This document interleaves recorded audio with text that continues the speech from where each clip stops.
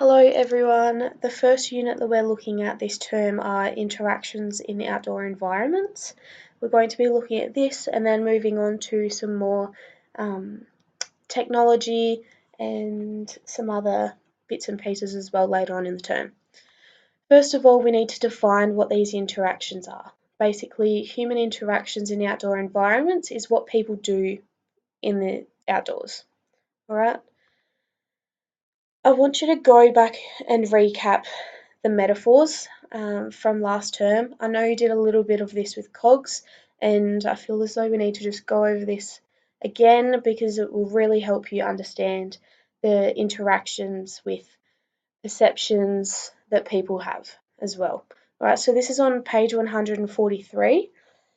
You can either set this out as I have here on a continuum, or if it's easier for you to understand, you can set it out from top to bottom. So adversary is on the bottom, moving your whole way up to web. All right, so adversary, if you have an adversary relationship with the outdoor environments, then it's basically you're fighting against it, something like a contest or a battle, and you feel as though you need to beat, control, and dominate it. All right, outdoors is a museum. Usually in a museum, we collect and store valuable things, we protect them, maintain them, and then use this to learn about it in the world. Moving through to a cathedral, a church, temple, a mosque, so on. It's spaces where people worship and pray. They spend time to connect with their spirituality. Right, so if you have a spiritual connection with a place, then you'll probably sit around a cathedral. Okay. Outdoors is a gymnasium.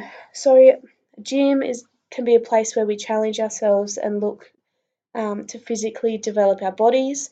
People go to gyms to work out and raise a sweat. For many people, outdoor environments are places for them to do this. So, which makes this metaphor useful in this sense. We then have the outdoors as a storehouse.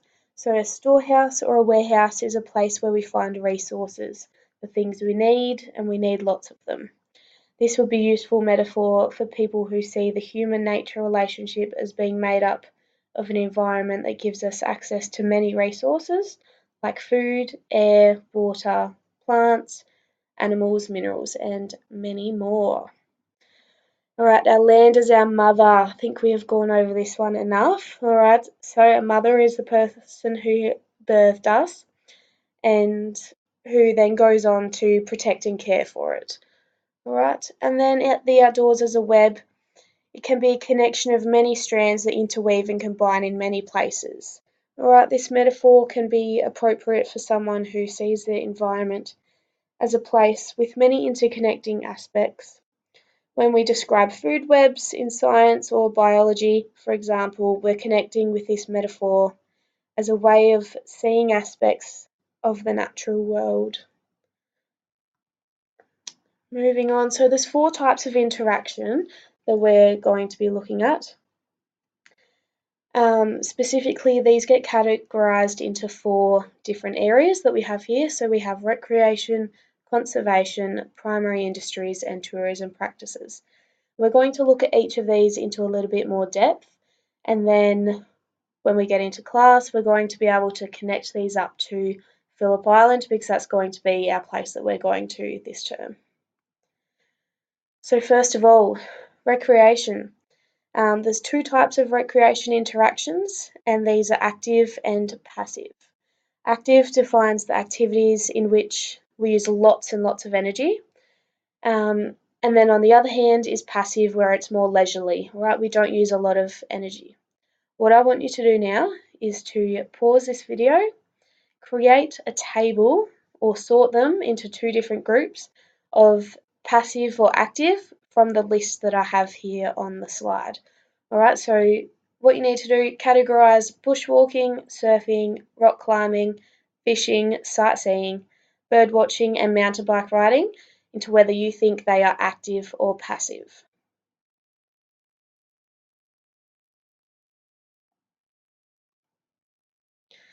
All right, so recreation interactions can be an activity that you do on a day-to-day basis. but typically something that you go out of your way to do. So just like bushwalking and surfing, you need to organise your belongings and then go out and do the activity for fun.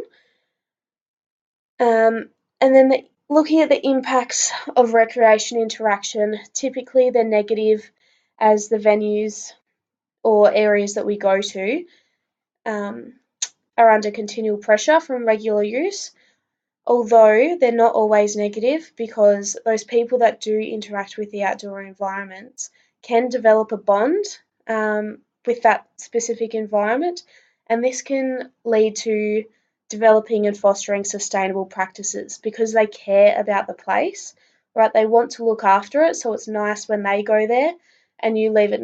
They might leave it nicer than when they went there before they left. Right, the second type of interaction in the outdoors, conservation.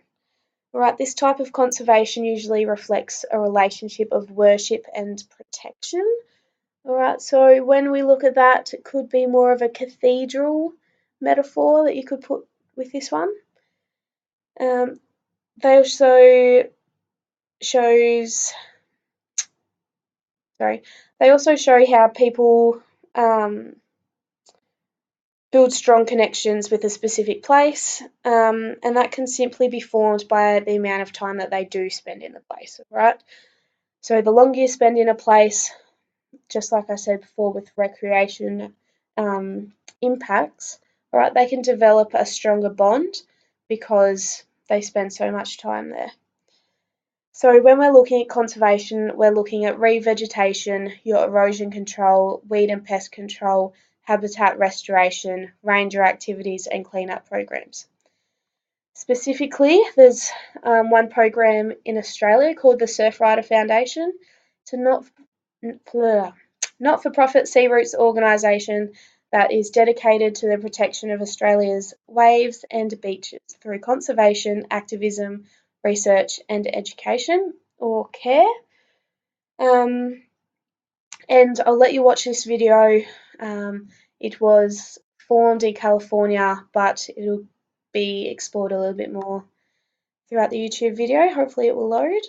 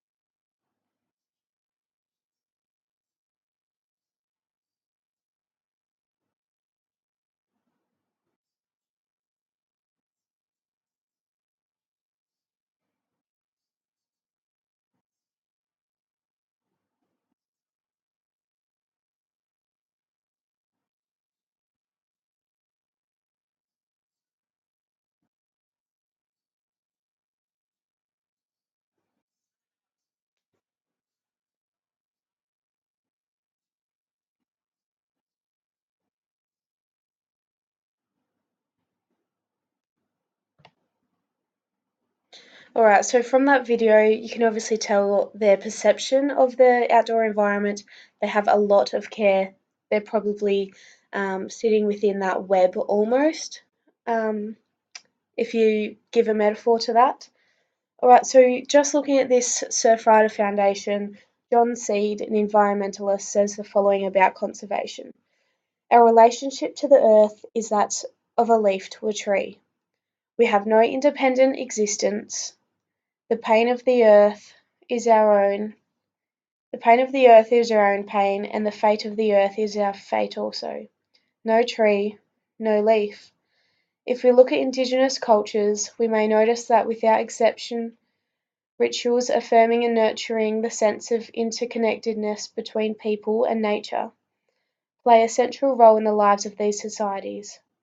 Deep ecology remains a concept without the power to transform our awareness, unless we follow ourselves to feel, which means feeling the pain within us over what is happening to our world. Often it arises as a deep sense of loss over what is slipping away. Ancient forests and clean rivers, bird songs and breathable air.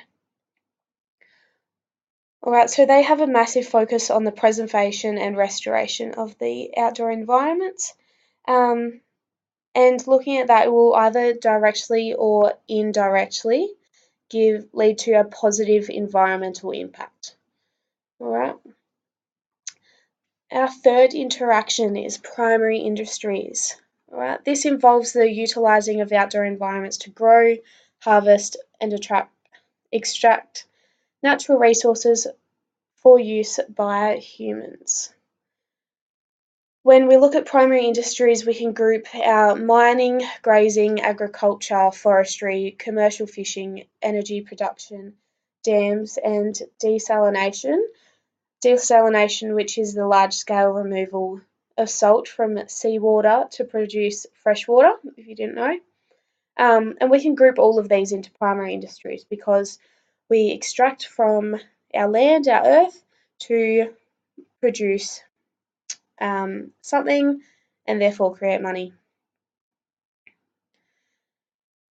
The main perception of outdoor environments here is that the outdoor is a resource for human needs and that we are exploiting environments to provide for our own comfort and living, which suggests our human superiority over the environment. This then in turn leads into the impacts primary industries have on the environment. Despite our massive awareness of the extent of damage that we do to the environment, we continue to recognise the need for some consideration. So basically, if there is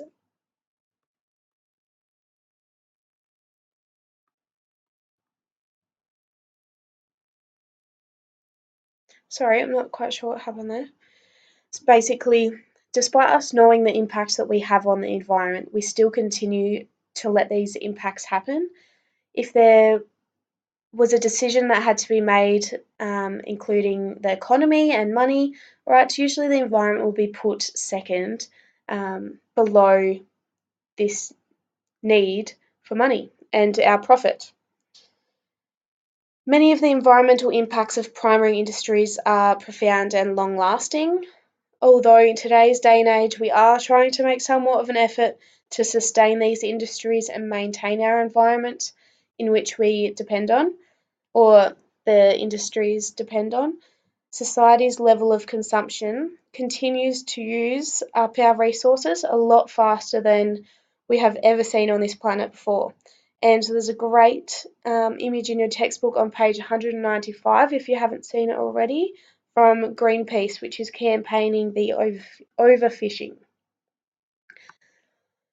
Last but not least, we have tourism practices. This refers to when people travel to outdoor environments that are away from your natural surroundings. So this is basically the practice of traveling for pleasure.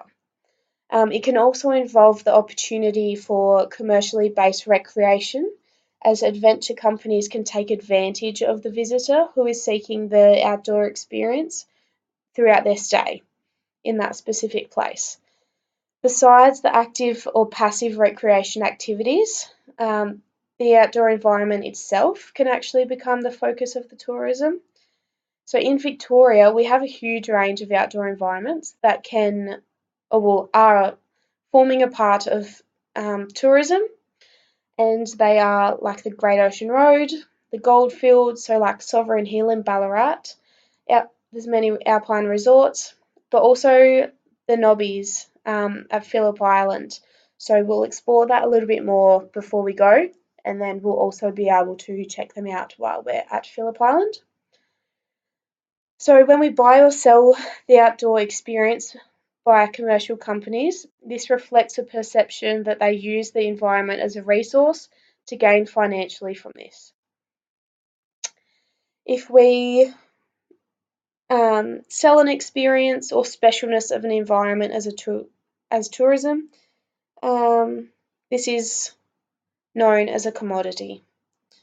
This can cause a negative impact with the perception as tourism can become rationalised, and this means that profits of selling the experience can increase by increasing the amount of people that visit the same place, and this leads to a neglect in the environment. So if there's an opportunity for more and more people to come, that's what happens, but they don't look after the environment, then this can cause a negative impact. On the other hand, we can look at ecotourism, and this defines responsible travel to natural areas that conserve the environment and improves the well-being of the local people. This is basically from the continual expansion of commercialisation of outdoor environments with this negative effect. All right, so if we go back, we've got the commodity, lots and lots of people coming in, getting lots of money, great, that's awesome. Okay, now we need to look after the environment. This is where ecotourism comes into play. So ecotourism tries to combat the threat of the environment with still having the maximum people experiencing the experience or the place. There are a couple of elements to ecotourism, which are travelling to natural or intact environments, using minimal impact practices, the money spent from, or the money gained from this experience goes back into benefiting the environment, and it incorporates education about the environment as well. So Phillip Island, we're going to be learning a lot more about this ecotourism with the penguins, and we'll talk a little bit more about that in class, as well as I think we'll have a little bit of a tour while we're there. All right, so mass tourism there, it's large-scale tourism that focuses on maximising numbers of participants of intensive leisure activities.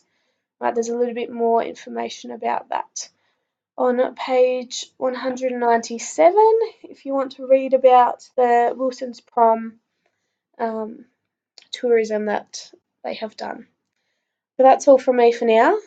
All right, sorry, it's a bit all over the shop. If there's any questions, just shoot me an email and I'll be able to have them all ready for you on Friday, week 1. Enjoy the rest of your holidays.